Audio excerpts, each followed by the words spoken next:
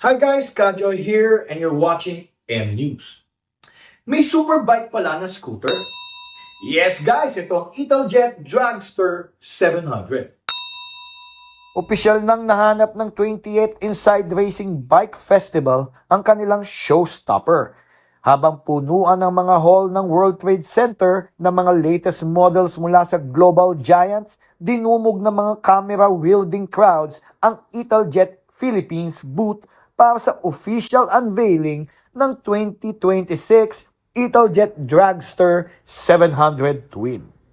Hindi lang ito basta scooter launch, ito ang pagdating ng bagong category sa urban hyperbike. Ang Dragster 700 Twin ay isang mechanical masterpiece that has been breaking all conventions. Sa personal, kitang-kita na matagumpay na pinagsama ng Italjet ang superbike performance at ang kanilang iconic na skeleton design DNA.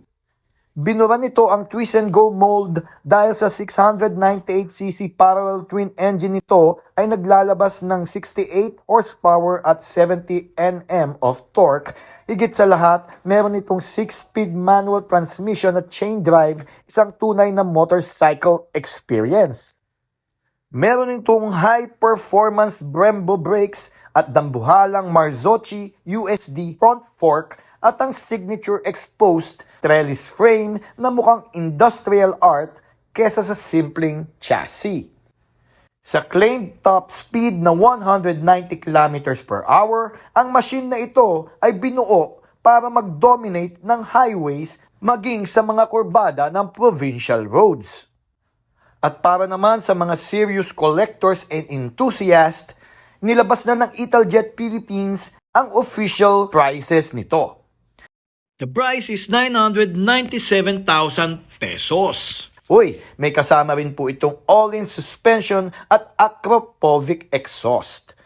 Pwede nyo na pong isecure ang inyong unit just by depositing mismo sa kanilang tanggapan. Ang early birds ay pwedeng mag-expect ng kanilang units pagdating ng third quarter ng 2026.